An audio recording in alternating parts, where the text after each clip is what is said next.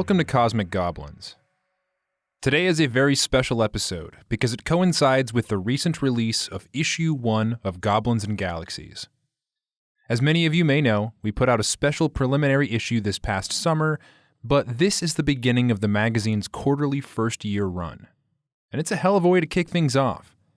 We've got trippy sci-fi, we've got actual goblins, we've even got a story narrated by a piece of armor.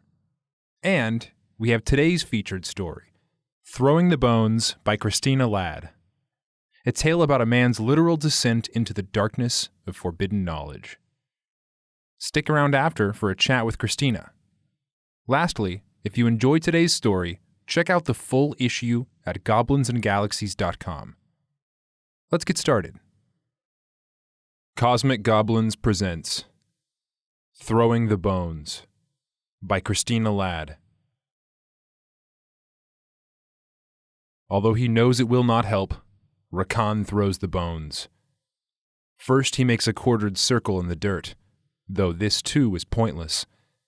He could cast over a table, a mirror, a charnel pit. He could cast down a mountain or over a woman's lap, and has. It has never been about the setting, or even the contents of the bag. Bits of colored glass and votive trinkets spill out along with the bones.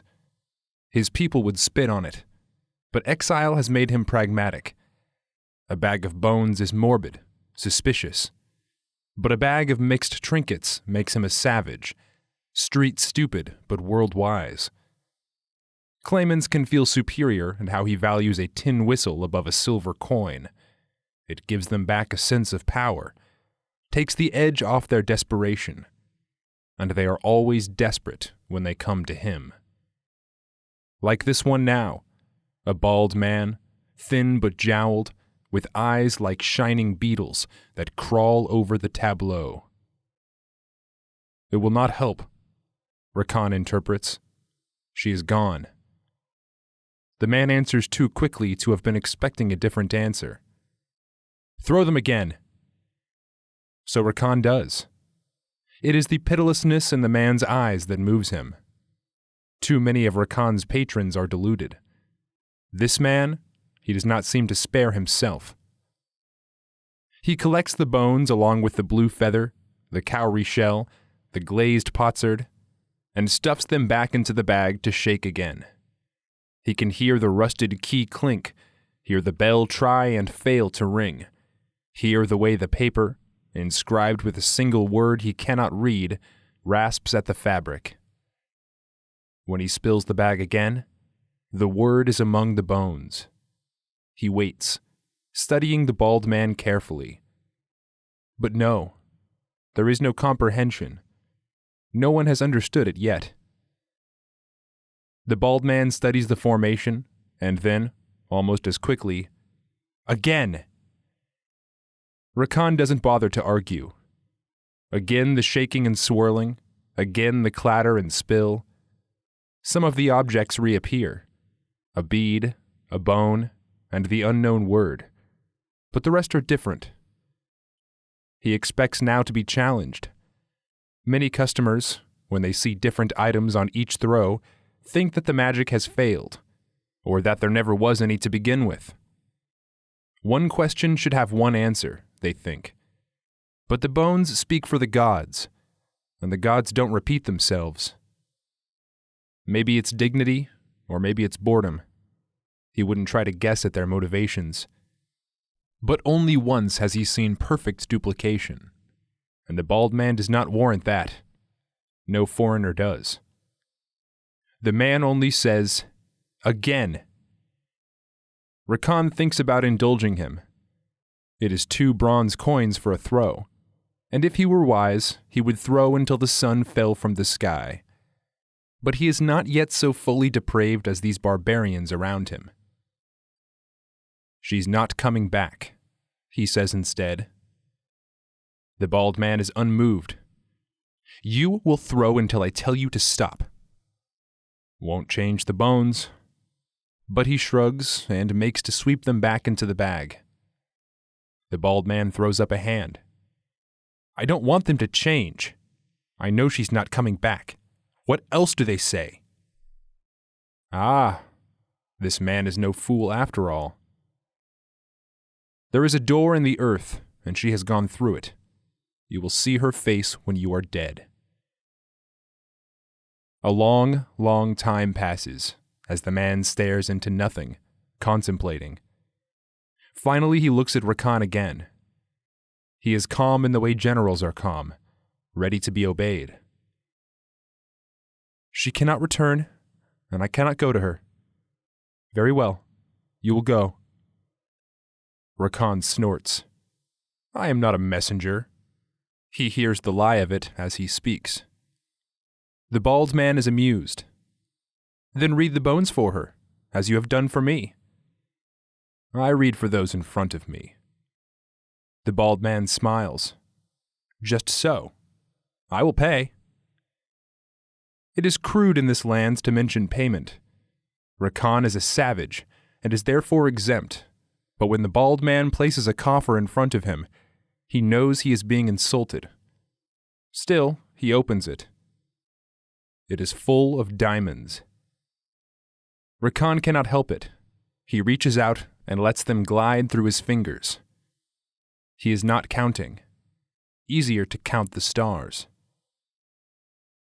The bald man takes the coffer back, of course, but he slides a pouch of coins across the table to replace it. This is the worth of 1 diamond. The rest will wait for you when you return. Then the bald man slices his thumb and bleeds onto the stones to mark his promise. Find her, he commands. Once the bald man leaves, Rakan packs. The process is simple. He always lives in basic readiness, and the rest is a matter of checking the straps on his pack and sharpening his sword.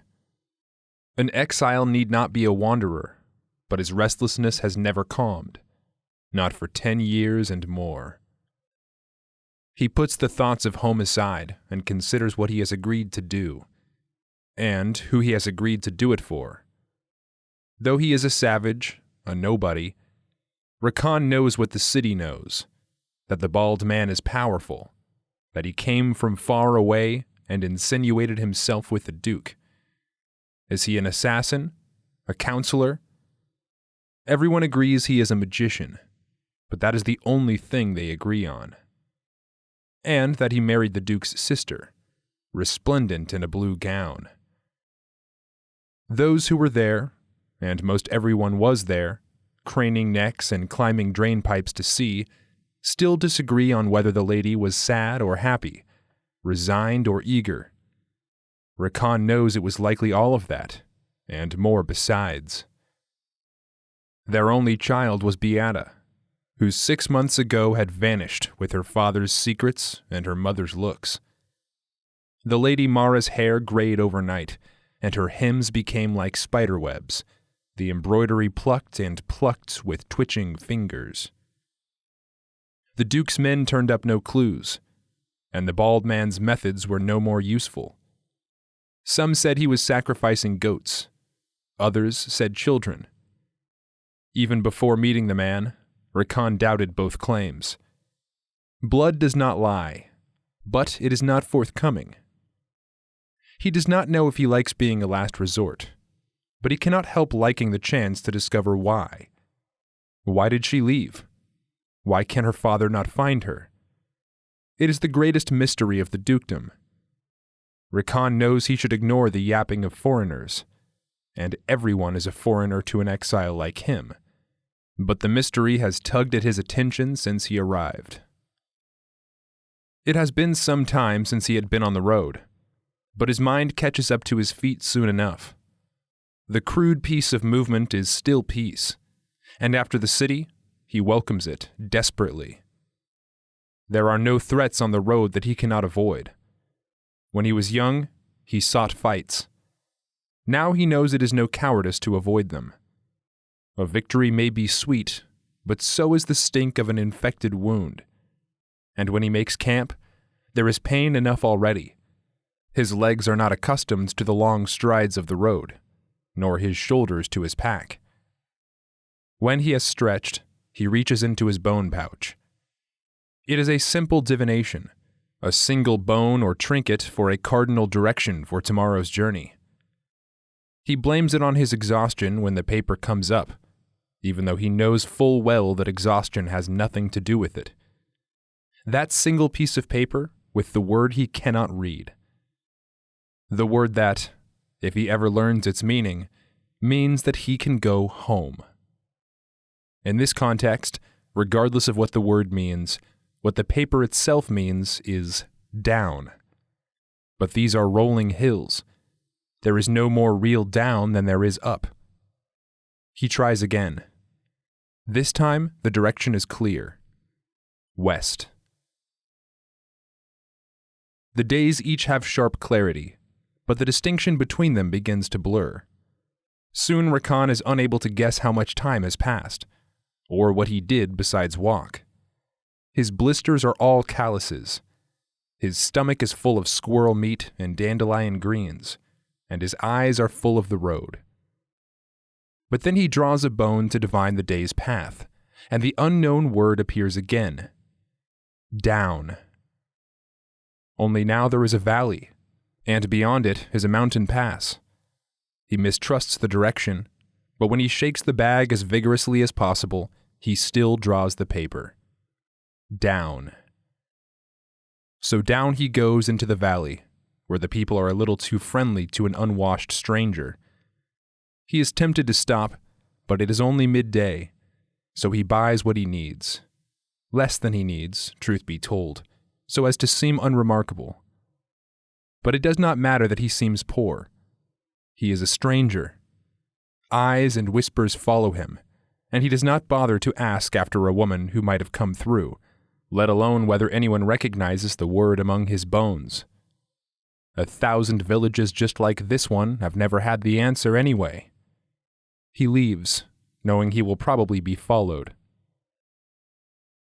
They set upon him at dusk, when his eyes are turned to the fire and maladjusted to the dim, and they come from all 4 directions.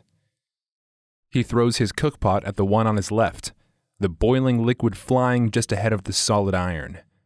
The man screams, but it is not enough to deter the others. They are so intent that the scream will probably not even register for several seconds after it stops. Rakan doesn't mind. His sword is already in hand, and he is running, leaping over the fire, rushing the man who is rushing at him. There's no time for cleverness, only time to guess. Will the man swing down or across? He has to judge. He has to sidestep or block. Fortunately, Rakan has been doing this for a long time. He jumps to the side, using his momentum to carry him a little beyond the charging man, and the downward swing misses him entirely. He thrusts sideways, a bad overreach, but it doesn't matter. The man is spitted. He can feel his sword grit against the man's lowest rib, and his whole arm reverberates when he pulls it free. No one gets up from a wound like that, so he focuses on the man who had been coming up behind him. There are 2 left, yes, but anyone who takes the backstabber's role is probably not comfortable in direct combat, and therefore easier to deal with. He wishes he had an axe or even a knife to throw, but he has only his sword. The backstabber is trying to go around now, so that he and his friend can skewer Rakan between them, but Rakan knows such tricks by heart. He rushes again, and the backstabber tries to step inside Rakan's guard. But at the last moment, his nerve breaks, and he flinches backward instead of carrying forward, and the hesitation is plenty of time to slice the poor bastard's throat. Then it's only 1-on-1, and this last one is brave. But he thinks he's clever, and makes all kinds of parries and flourishes. Rakan lets him do it, dodging as much as possible. In 1 minute, not even desperation can give strength to the attacker's fading arms. And in 2, he's dead. His guard shattered, and a sword in his heart. Rakan tries to make it quick. He has a horror of those who linger, like the man he burnt with boiling water, whom he now must kill. That too he does quickly. The man is screaming, and then he isn't. Then Rakan pants and huffs for a while, his breath coming back and his knees complaining. Nocturnal rustling resumes. Rakan goes back to his fire. Life goes on more quickly than most people imagine. It was smart of them to come all at once, but stupid to come from all different directions.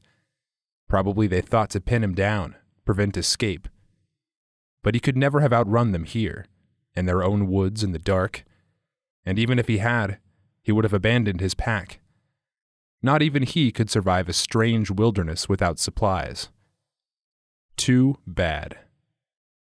These robbers are clearly known to the town, tacitly endorsed for the way they keep strangers out and strangers' money in. They have sweethearts and parents there, probably. So although they are already part of the dark, he closes their eyes and arranges their hands, and wipes away the blood from their faces. There. If they are smart, the townsfolk will understand that a man who is well enough after a fight to be kind to the corpses is a man who will leave them alone, so long as they do the same. Satisfied, he arranges himself as well, another body on the forest floor, and he sleeps, untroubled, surrounded by the dead. There is nothing to do the next morning except carry on. Some of the corpses' eyes have been eaten in the night, but they're otherwise undisturbed. He hopes someone finds them. These foreigners, they care a lot about what happens to their bodies when they die. Rakan continues on, trying to go west when he cannot go down. But more and more, down seems like a possibility. Even though the ground stays level, huge canyons rear up around him, and mountains beyond them loom. He is not going downward, so much as down is coming to him. The path narrows too, and it is hard not to feel like the land itself is hurting him. The canyon becomes a narrow gully. The grass becomes lichen, and the lichen becomes nothing at all, except for the markings. They look natural at first, just rough stone, worn by wind or a long dry river. But he can't help but notice the irregularities. At first, it's lines that run contrary to erosion from the wind. Then there are curls and furrows, glyphs, almost words. These are man-made, but why any man would make them? Well, he walks much further before he deciphers that. The markings are too dense to avoid when he finally recognizes one of them, a sign against evil that people used to make against him. The crudely drawn sign on the stone is clear enough. So, an evil place. It is no real deterrent. In his long exile, he has seen many evil places, battlefields still rank with corpses and castles soaked in ghosts. He goes on, unable to avoid stepping on the markings after a certain point. They become dense as brambles, overlapping one another. Does this heighten or diminish their power? Neither, probably. Probably they are of no use at all. He goes on with steady resignation, ready for a smashed idol or a bloody altar. But what he finds is only a hole in the ground. It cuts through the dirt and into the rock below, so deep that he can see no bottom. The hole is not perfectly round. Its edges are ragged, almost fleshy. Yet there is a finality to it, the conviction that the world is finished with it, even if men continue to embroider its edges with symbols.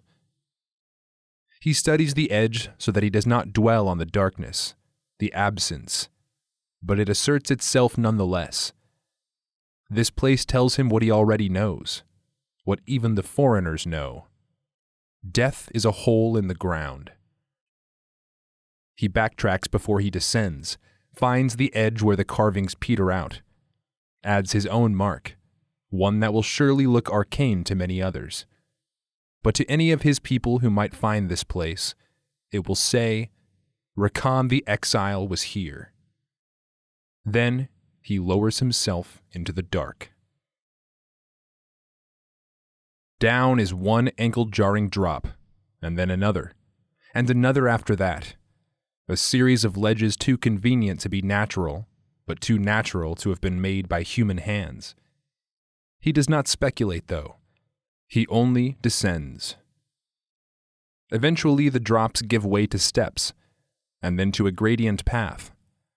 He does not need to consult the bones to adjust to the changes, since here there is always some fungus or crystal providing dim light. At first he suspects it of being some kind of trap, like foxfire in a marsh. But there is only ever one way forward. He is not being lured. He is still being herded. It is impossible not to think that there's some greater force at work.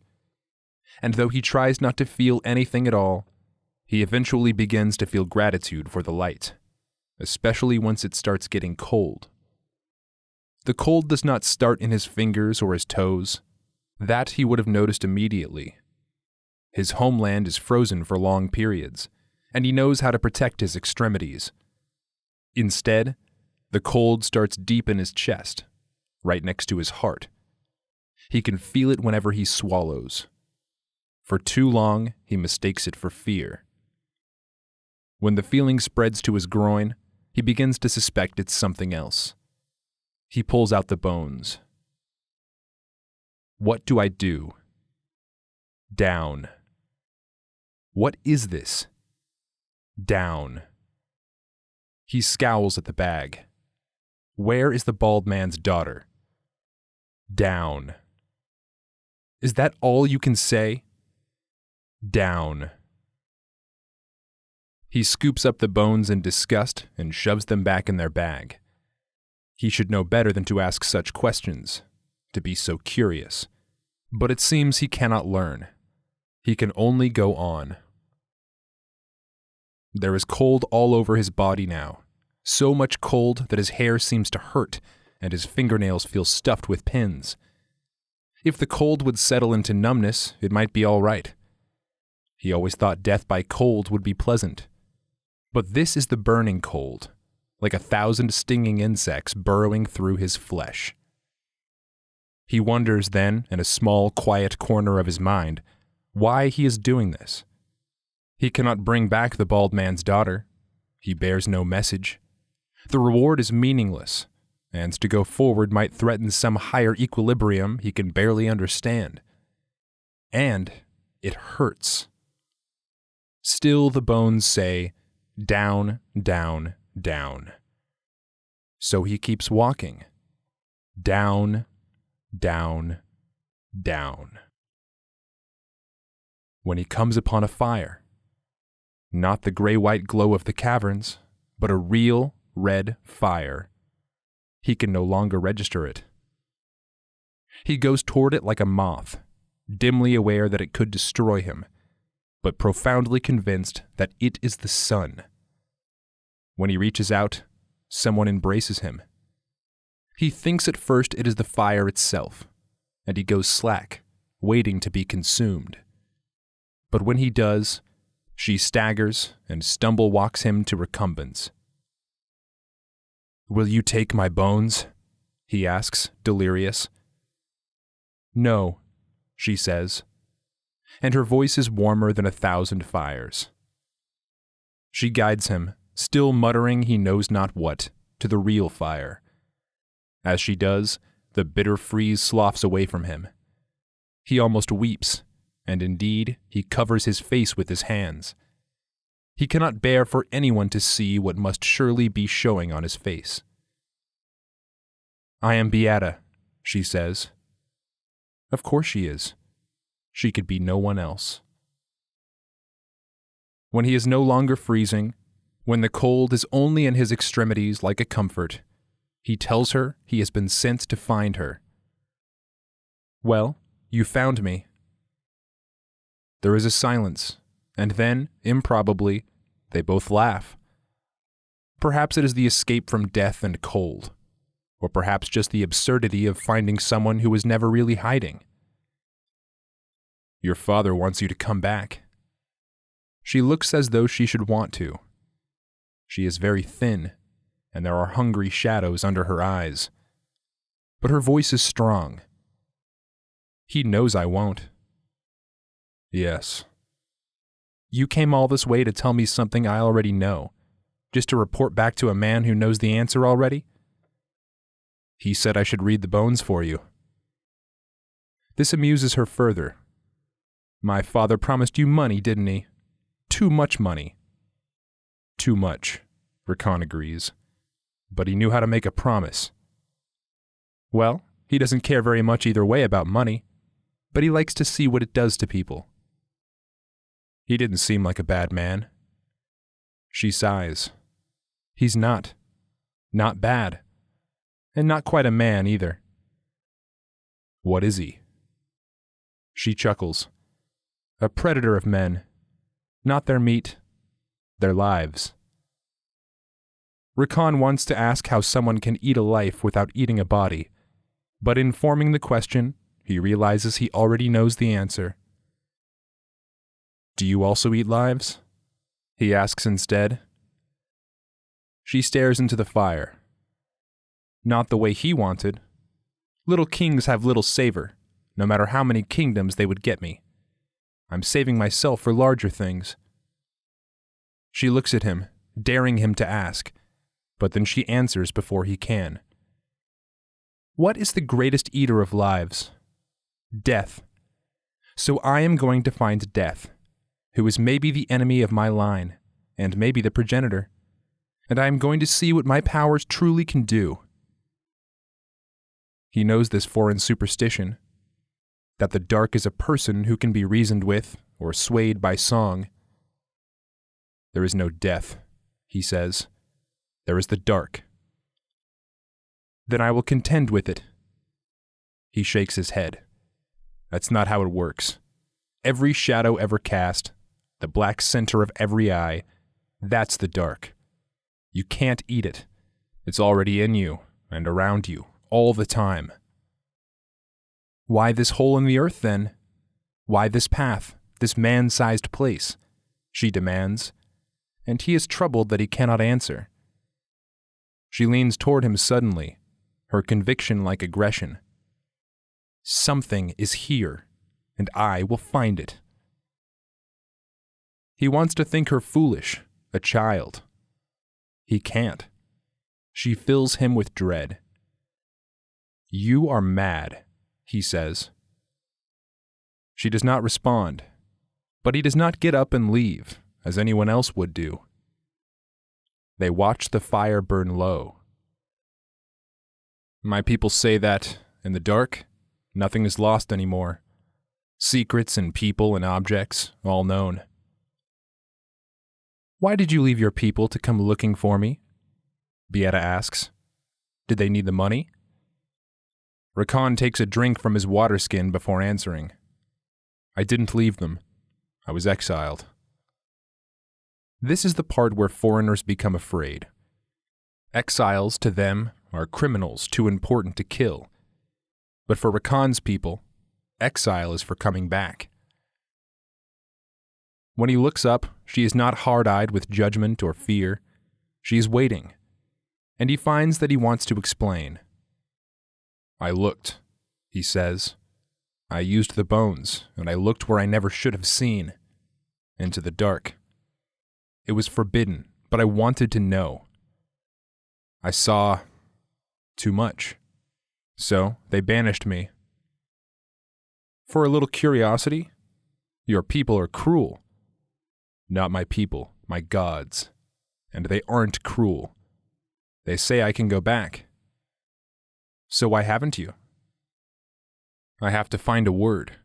When I do, I can go home, but no one knows what it means. Show me. He thinks about refusing her. On the surface, it's because he dislikes her imperious tone, but worse people have demanded worse things from him. Deep down, he knows that he fears what she will see. If this daughter of a beast, sitting by a fire at the edge of the dark, cannot tell him what he needs to know, then maybe no one can. Maybe it was all a cruel trick. But it's only fear. He knows fear. So he takes out the bag and shakes. He will do a reading for her, as her father asked. Is there anything you want to know? He asks before he lets the bones tumble free. She smiles. Everything. Only 3 things fall from the bag. 2 bones and the paper written with a word he cannot read. And then he sees it in her face. She understands. His heart clenches. He had wanted it to be an ordinary traveler, someone who could tell him it was an ordinary word, a simple word in the traveler's own language, a word of consolation or cessation that would allow Rakan to stop this half-lived life in a half-mad world, and go home. What does it mean? He asks her. She does not reply. What does it mean, that word? He pleads, hoping that she just didn't hear him. But when she meets his eye, he knows before she speaks what she will say. I cannot tell you. No one can. When you have made peace with that, you can go home. No. He shakes his head, and it's so hard to move because his jaw is clenched and his bones are locked into place. No, that's not true. He snatches the bones back up and shoves them in his bag, shakes it, throws again. The same 3 objects fall, again and again. Only once before did the bones turn up the same, time after time. Thrower after thrower, too. No matter who spilled, the exact bones came out, even when his wife swore she had no such bones in her bag, even when his father removed them and put them on a shelf where everyone could see. It was for the fear as much as his crimes that they banished him. He knew that, and he almost respected it. The gods did not normally give orders. They were, everyone agreed, good gods, easy and undemanding. His banishment was less obedience to the gods' demand than it was a desire to see the back of someone terrible enough to inspire demands in the first place. Now he feels that fear, looking at Beata. He knows why his people were so afraid. All he wanted was to know. Why did knowledge have to come with teeth?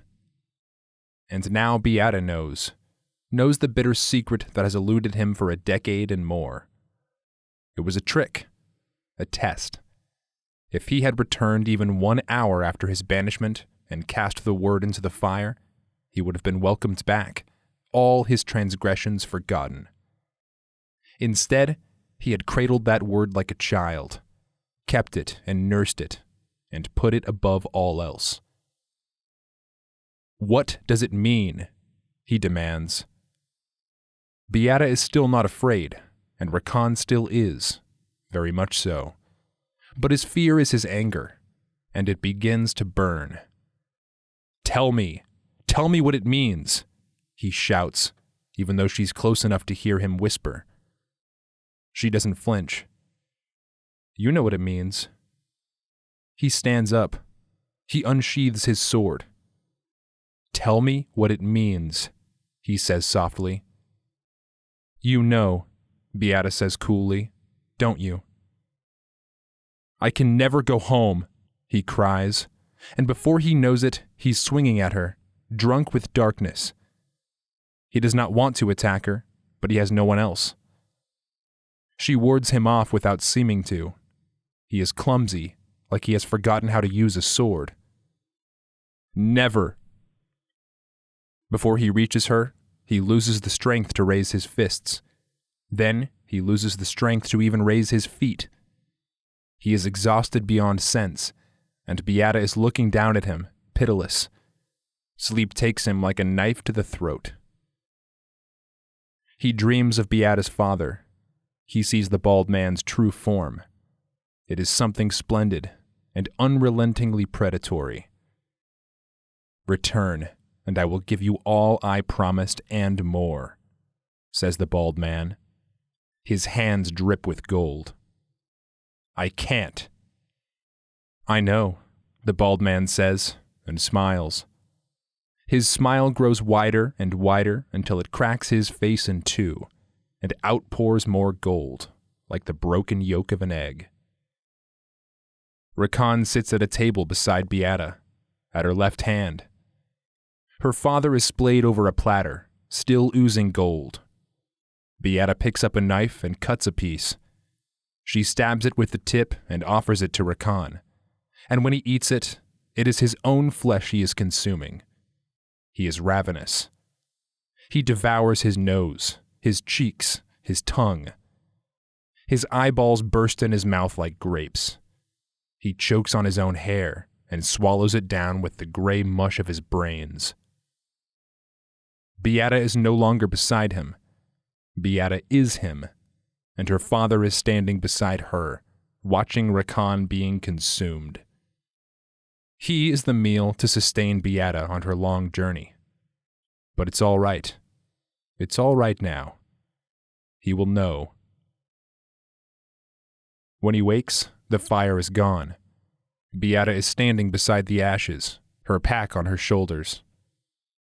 There must be a word, maybe the very word written on the paper, for when all choices are impossible. He cannot go home, he cannot go back to the city, and he does not know how to go on. Beata turns to go, to set off deeper into the tunnels. Please, he says. She looks at him and sighs.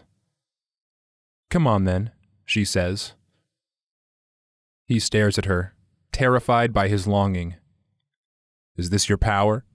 Are you eating my life, taking my will? Would it matter? She asks, as if to a child. Are you coming? Even in their bag, the bones say down. Rakan curls his hand into fists and follows her. Down into the dark.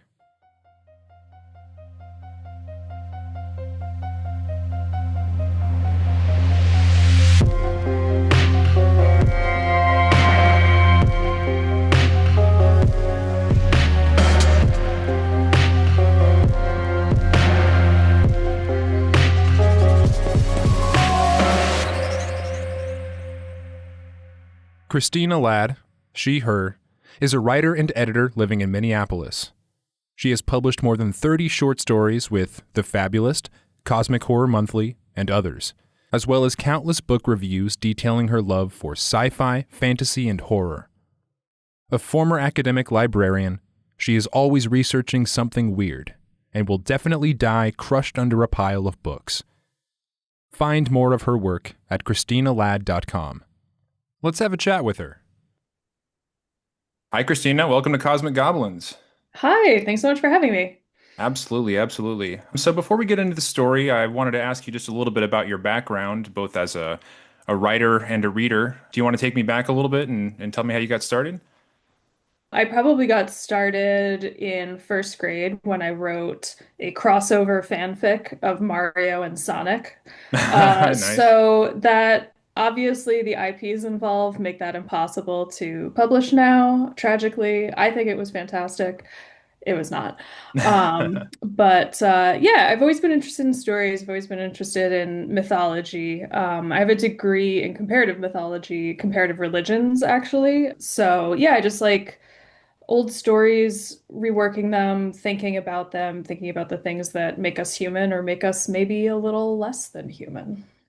Oh, yeah, absolutely. And that kind of brings me a little bit. I want to talk to you a little bit about genre because this is obviously like a dark fantasy focused magazine, but there's the bones of a horror story are certainly here. And I know that you've been published in Cosmic Horror Monthly before as well. Whenever you set out to write a story, do you think much about genre? Do you deliberately mix fantasy and horror, or is that just kind of a natural byproduct of your creative process? I'd say it's a natural byproduct. I would be curious about the people who do set out to write very specifically within genre because I feel like a lot of people kind of feel their way into it. And certainly when I try to explain myself to people who are not horror readers, they get a little freaked out. And I'm like, no, no, no, it's just because I'm scared of a lot of things. I'm a very anxious, depressed person. Like this is not like that's it's more that the worldview kind of bleeds in, not that the genre Hmm. strictures kind of come down.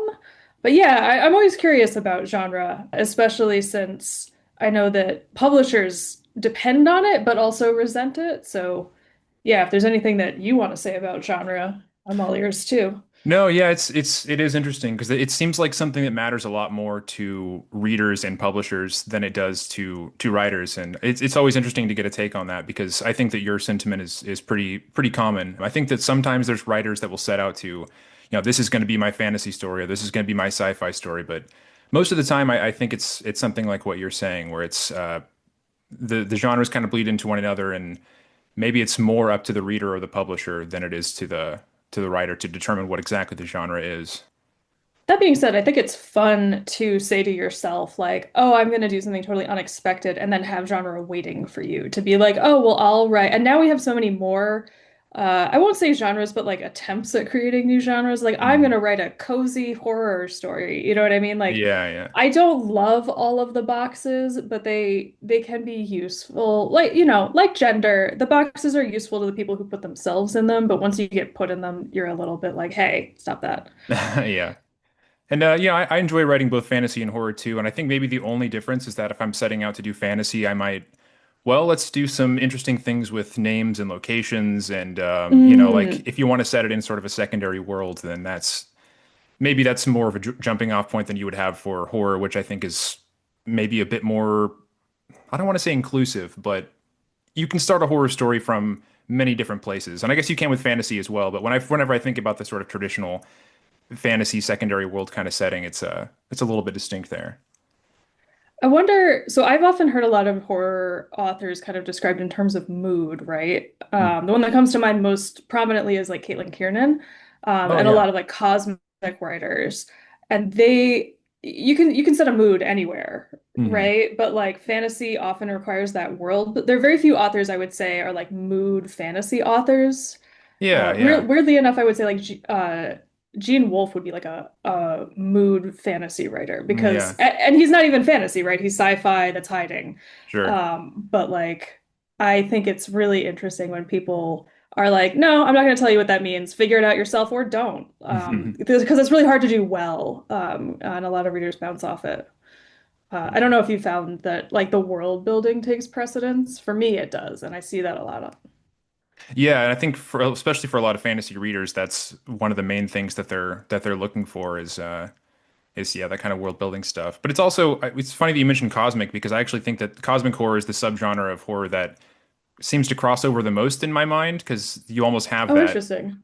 you have that secondary world a lot of the times with I mean H.P. Lovecraft had his whole cosmos Oh, I see universe. what you mean. So it's kind Yeah. of like, I don't know, a melding of the two because it's often set in the real world, but like an expanded version of the real world or something like that. See, I find cosmic horror to be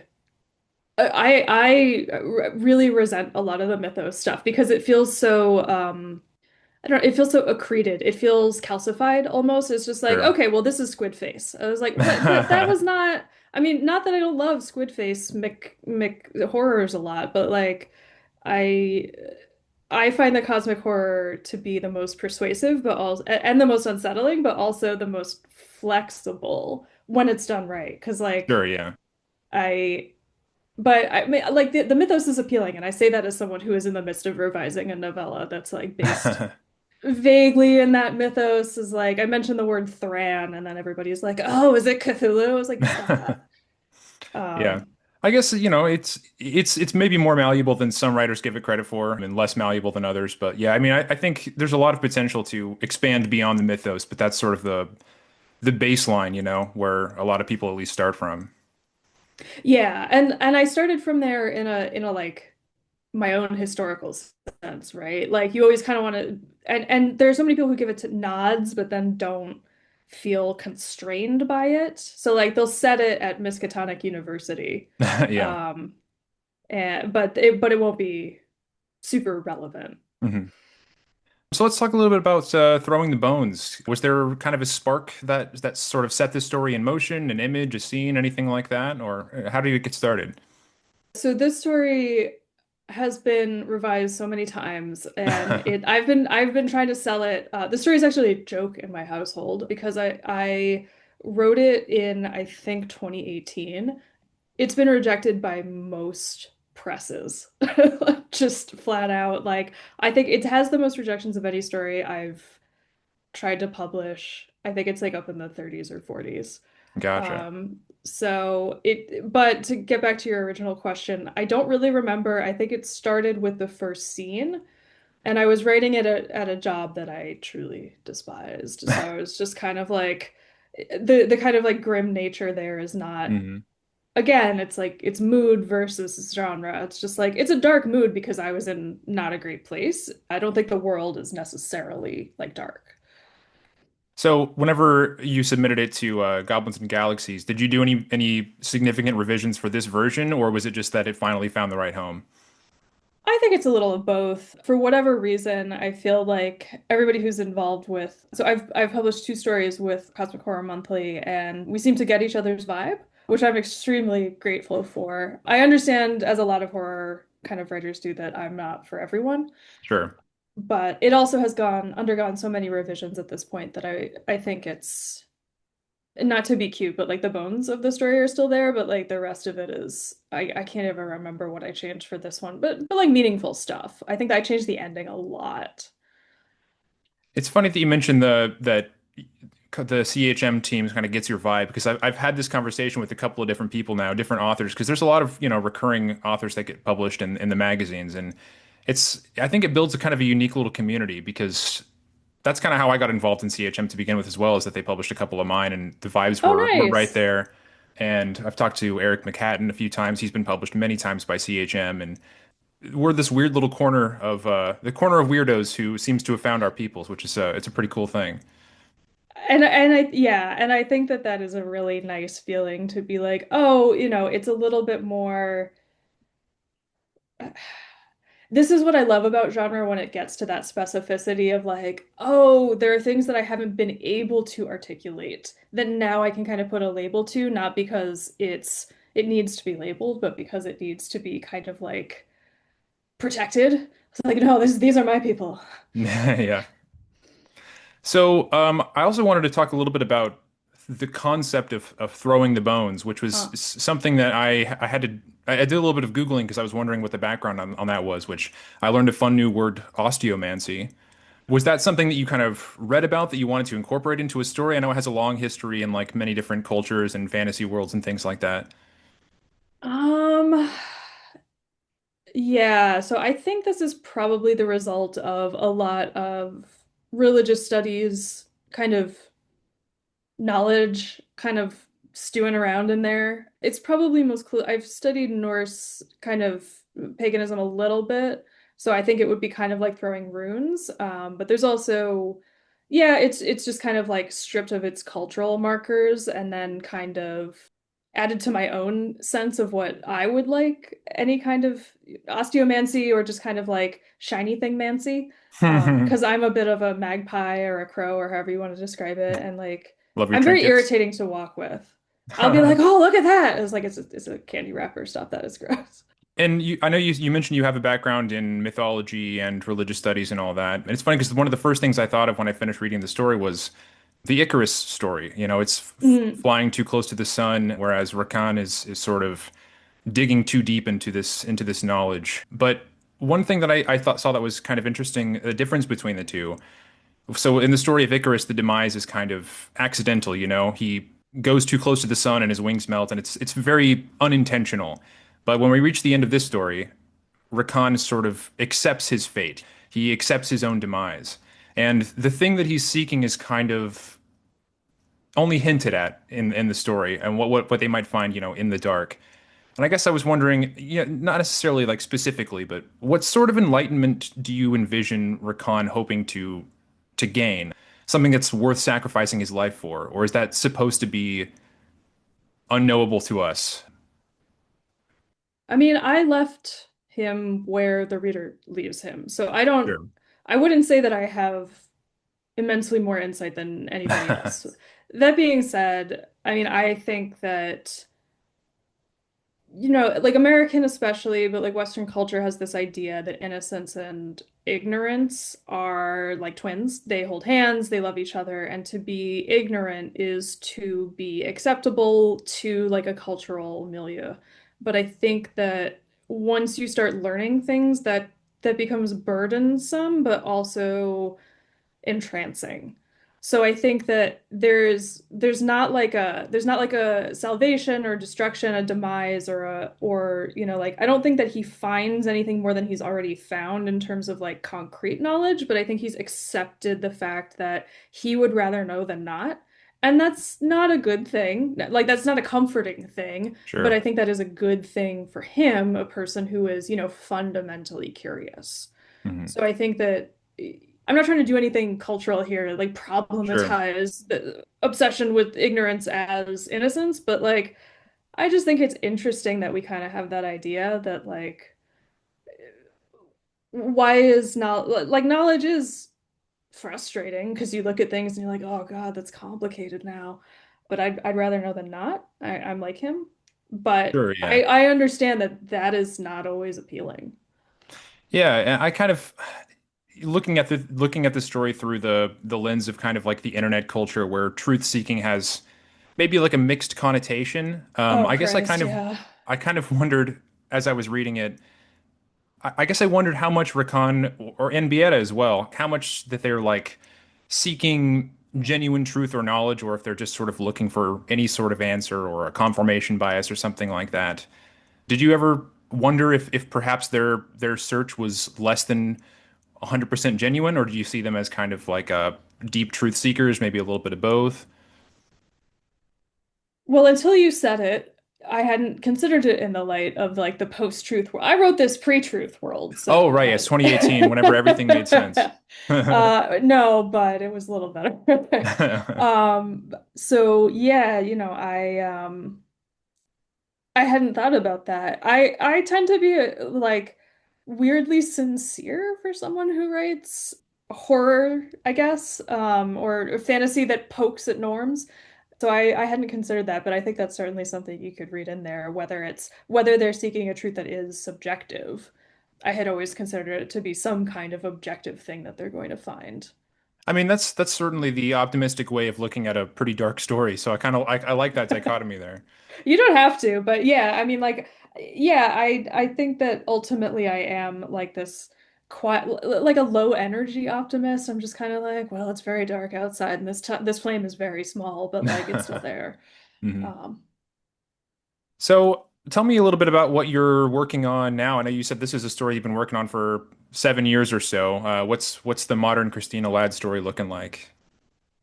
what I am currently working on is ironically a story set kind of in Carcosa.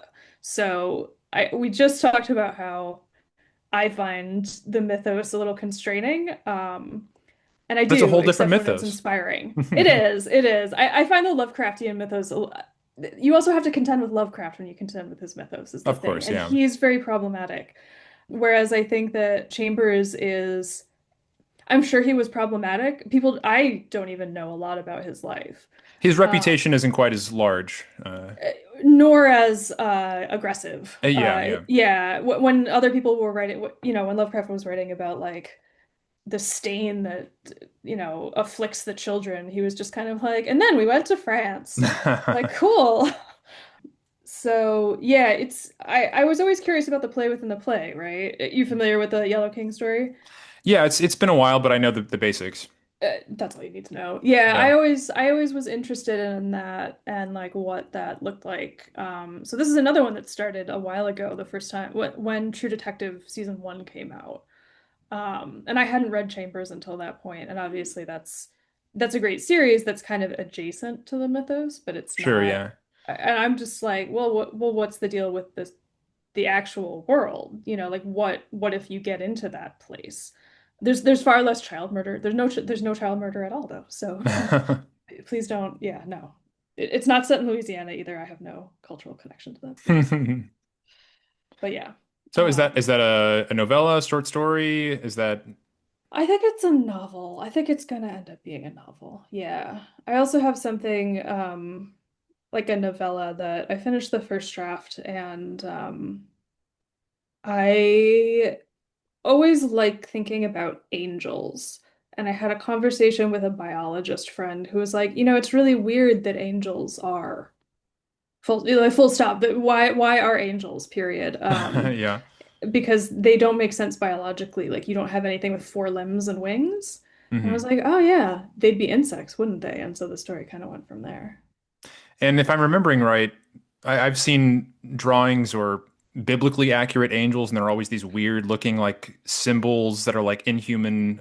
I love biblically accurate angels. Yeah. So one of the first things I translated learning biblical Hebrew in grad school was like that passage in Ezekiel where, I mean, the prophet's kind of he's seeing visions of things that like it's clearly stretching the pre-modern imagination, right? It's like Mm. it's got four heads and they're all things that I know what they are. It's like the only things that I know are cattle, so like it's got a cow head, Hmm. or like an eagle. I've seen an eagle, but like it's clearly pushing at the bounds of human imagination. It's like, what if a wheel had eyes? They're deeply weird, but they're also like they're really people say fantastical and leave it at that. And I think it's really cool when you think about like, well, what did fantasy look like to people who didn't have computers, they didn't have cars, they didn't have electric lighting? Like what did that mean when unicorns were a thing that were just over there? Hmm. So yeah, I think angels are underappreciated when after the 90s where it's like, touched by an angel, and then an angel. Yeah, Jesus. they lost their edge a little bit, but they They were became so uncool. That's exactly what it is. yeah, but they were the original cosmic horror deities. Maybe you could say that. Oh, totally. Yeah, they're completely cosmic nightmares. The first thing they have to say when they show up is "Don't be afraid," which is like that is the equivalent of being like "calm down." It's like no one in the history of calming down has ever Yeah, calmed down when someone said it. It's like, oh, there's something to be upset about. Okay. yeah, yeah. If you have to say it, then. Like, we're aware that we're freaky. You guys need to stop screaming. And the shepherds are like, no. So you mentioned earlier on your own podcast. Do you want to talk a little bit about that? I'm curious. What's the? Oh, sure. Yeah, I don't mean to cross-pollinate. It's No, mostly a please do. review. I'm interested. It's a review podcast. We do more epic fantasy than dark fantasy. Okay. It's a couple of friends from the Geekly community, and so the podcast call is called No Page Unturned, and we also do deep dives. We're currently doing deep dives on the Locked Tomb series. So I don't know if you're a fan of the Gideon the Ninth series. That's the necromancers in space kind of thing. Lesbian necromancers, haunted palace in space. Yeah, I love that Awesome. tagline. Yeah, I haven't read it, but I've heard that it's really fun. It is really fun. You don't have to listen to the podcast by any means, but I hope that at some point you'll try the book because I think it's one of those things where genre. I hardly know her.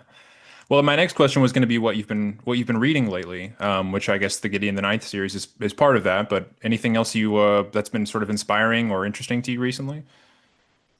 I just finished the graphic novel Ginseng Roots by the same guy, Craig Thompson, who did Blankets, which was fantastic. But that's not very horror-y. So I'm trying to think. Oh, the UK Press Hanford Star just had some Korean authors do their takes on cosmic horror. So that's been amazing. And Oh, I wish cool. not to be that guy, but I was also a librarian. So like if you need to get books from the UK, go to Blackwell's. They ship to the US. Blackwell's okay. Good to know. But yeah, so they did a three-book series of having Korean authors encounter the mostly the Lovecraft mythos, but like just cosmic horror. Have you seen K-pop Demon Hunters? I have not seen it yet. I've heard some of the music and some like scenes from it, but I've got to see the whole movie. It's such a cultural phenomenon right now.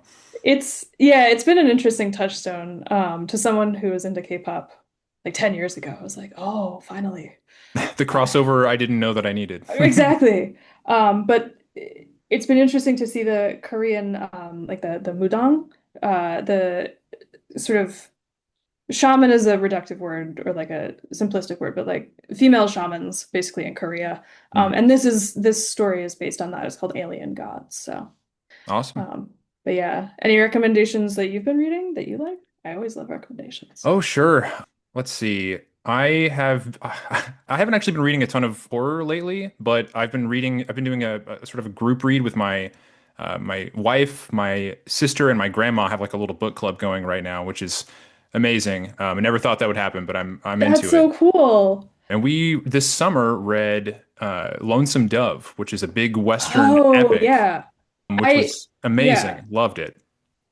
I want to that's up there with like Tolstoy. I was like, I really should read this, but I need to dedicate a summer to it. Yeah, so it's worth it. Oh, It's it's totally worth it. And it's like nice. it is long. It's about 1,000 pages, but it reads very quickly, and it's high adventure and all the things you're looking for from that. It's not a dense read or anything like that. So I actually got through it quicker than I expected. We also read 100 Years of Solitude, which was a lot denser but fascinating. That the Hmm. Colombian sort of magical realist epic. And then throughout this year, I've been reading Tad Williams' Austenard series, The Memory Okay. Sarwin Thorn, and then The Last King of Austenard. Interesting. Big fat epic fantasy, which is I've read sort of the basics of the genre, Lord of the Rings and his Dark Materials and all that. But like this is my first time digging into a series that's sort of not a part of the huge cultural mainstream, but it should be. It's really, really excellent. It's got lots Okay. of fun dark fantasy elements in it as well. Oh, interesting. I read Ted Williams, but I never read any of his major. So like I read his Otherland series, and that thing is those are door stoppers. Like I can't believe. So like I never got into his fantasy because I simply couldn't finish his other series. Fair, yeah. He writes massive books. He I'm writes glad to hear massive that they're books. He worth it. does. Yeah, the finale of the first part of the series, to Green Angel Tower, is I think the longest single volume book I've ever read. It was like 15 to 1,600 pages, something like that. No. But the crazy thing is, it's so good. Like I Okay. was never bored throughout any of it. So it's one of those things where it's worth it, but you do have to be willing to not read anything else for a while. Do you find that more and more I find that difficult? Because there's so many books that I want to read. And You it's the know, same with I really like Brandon Sanderson, but he Mhm. is like the epitome recently of books that I simply don't get to because it's like, well, I could read this Or you could or read eight eight other other. books. Yeah, Yeah. yeah, that's kind of been something that's been on my mind all year because I read the first book in January and I'm now 7 books in, one left to go. And so it's kind of consumed a lot of my reading this year. I still have found time to do some other things, but like it's a huge contrast to a few years ago whenever I was reading nothing but short stories, novellas, Yeah. short novels, especially when I was reading almost exclusively horror for like a long time because the genre just lends itself well to brevity. But Hmm. yeah, it's cool. It's fun to be committed to a series like that and to follow the characters for that long. But there's also a part of me Hmm. that's when it's done and whenever I finish the last book, I'm gonna feel a little bit lighter. Yeah, I can sort of I don't intend to take on another giant series, I would say, after this, at least for like a while. Hmm. So I don't know, it's a mixed bag. I have appreciated it, but it was more of an undertaking than I even sort of expected. I guess when I first started it, I was just going to read the first 3 or 4 books, depending on how they're divided up. But then there's this, the next 4 are like a sequel to the original 4. So you don't have to read those, but I just did it anyway because I wanted to. Well, Um, also, yeah, there's also that sense of like, well, if I don't do it now, I'm just not going to. right, yeah. Yeah. So Yeah. yeah, it's a bit of both, but I'm glad that I read it for sure. Do you find that's a good contrast? So I also don't read that many short stories. Do you find that it's a good contrast to have something really long and then something like, obviously your job is shorter stories to Mhm. a certain extent? Yeah, it's not. I used to read like single author collections all the time, and now my short story reading is primarily I read Cosmic Horror Monthly and now Goblins and Galaxies as they come out. So that's sort of where most of my short form fiction is coming from, which it's really nice because a lot of the big books that I'm reading or like full novels are kind of older authors that have passed away or that are, decades old or whatever. And this keeps me current. Yeah. It sort of keeps me a little bit more reading the CHM and Goblins and Galaxies sort of keeps me in tune with what modern writers are doing. And because I am a modern writer, I want to be connected to the community. So I guess they kind of serve different purposes, but yeah, they bounce off each other nicely, I would say. Maybe I'm gonna have to try that because I don't mind a doorstopper, but Hmm. there is that sense of yeah, I forget what the word is in German, but the sense of like time slipping by while Sure, you're sure. on page 1300. Yeah, yeah, no kidding. So, if listeners who really enjoyed this story and they want to read more from Christina Ladd, where is the best place to find some more of your fiction that you would recommend for them? Cosmic Horror Monthly, obviously. Of course, yeah. And you can find the pieces that I published on my website. It's just christinalad.com. They're all over the place. Frankly, I mean, like some of them might be out of print, at which point, I don't know, find me on Blue Sky, email me if you really want to read it. I'm not hard to find. Um, and yeah, also, I think that it would be really cool also if you read some of the stuff. Like I do a lot of review writing and I don't, read my reviews is sure, but like read the books that I'm reading because I think there are a lot of amazing authors around everywhere. And I think that it'd be really great to, I don't know, see what's up in horror if that's something that you're interested in. Awesome. Well, thank you so much for being on the podcast. We appreciate it. We love the story. Thank you. I'm glad it finally found a home with people who liked it also. Very grateful. Thanks again for listening to Cosmic Goblins. See you next time in episode 9.